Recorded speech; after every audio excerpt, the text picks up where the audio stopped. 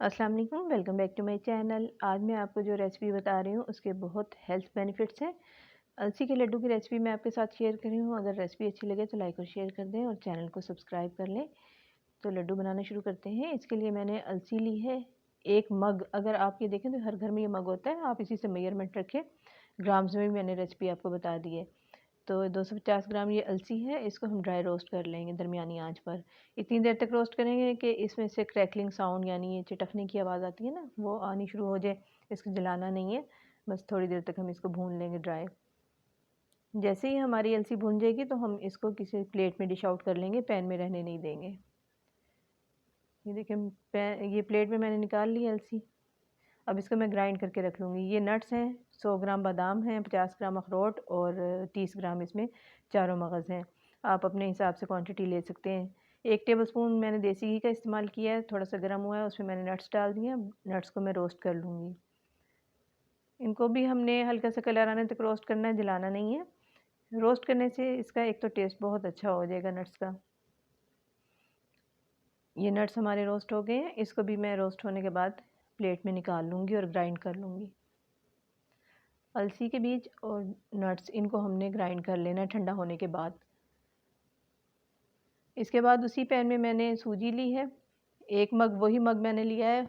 और ग्राम्स में देखें तो 200 ग्राम है। इसको भी ड्राई रोस्ट कर लेंगे हल्की आंच पर।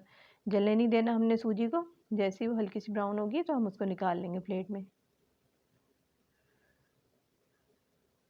इसके बाद बारी आती है आटे की। ये गंदम का आटा मैंने लिया है, ये मैं 2 मग ले लूँगी यानी 400 ग्राम। आप मग की मेजरमेंट रखें तो आपको बहुत आसानी होगी। इसको भी हम ड्राई रोस्ट कर लेंगे। अलसी के बहुत से हेल्थ बेनिफिट्स हैं, तो हमें ज़रूर अपने इस्तेमाल में रखनी चाहिए ये। इसमें फ़ाइबर है और इसके अलावा प्रोटीन है। ये देखिए बीच में हमने थोड़ा सा होल कर लिया और इसमें ये देसी घी मैंने 2 टेबलस्पून शामिल कर दिया है। अब घी के साथ इसको हल्का सा भून लेंगे। जैसे ही आटे में से खुशबू आने लगे और थोड़ा सा कलर चेंज हो जाए तो इसको हम निकाल लेंगे। अब किसमें, जिसमें हमने बनाना है ना लड्डू, एक प्रांत मैंने ले लिया, उसमें ये सब चीज़ें हम असेंबल कर लेंगे। ये डाल लिया मैंने आटा, सूजी, अलसी को मैंने ग्राइंड कर लिया था, वो भी मैंने इसमें शामिल कर दिया। और ये नट्स सारे जो मैंने ग्राइंड कर लिए थे वो भी शामिल कर दिए। सब चीज़ों को एक दफ़ा अच्छे से मिक्स कर लें। ये आपने उस वक्त बनाने शुरू करने जब आपके पास बिल्कुल टाइम हो, इधर उधर, क्योंकि आप नहीं जा सकते, आपको ये रेसिपी बनानी पड़ेगी एक ही जगह खड़े होकर।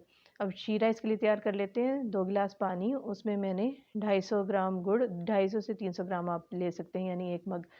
वो जैसे ही हमारा गुड़ मेल्ट हुआ, मैंने उसमें 2 टेबलस्पून देसी घी के शामिल कर दिए। बस ये सिंपल सी चाशनी है, कोई तार वगैरह नहीं बनानी। अब इसमें हम ये गरम गरम शामिल कर देंगे चाशनी, और साथ साथ इसको मिक्स कर लेंगे। शुरू में आप जब ये चाशनी डाल रहे हैं ना तो इसको किसी स्पून वगैरह की मदद से मिक्स करें, क्योंकि ये गर्म है। लेकिन आपको लड्डू जो हैं वो गर्म के ही बनाने पड़ेंगे। तो जैसे ही ये मिक्स हो जाएगा चम्मच से, तो फिर इसके बाद हम इसको लड्डू की शेप दे लेंगे।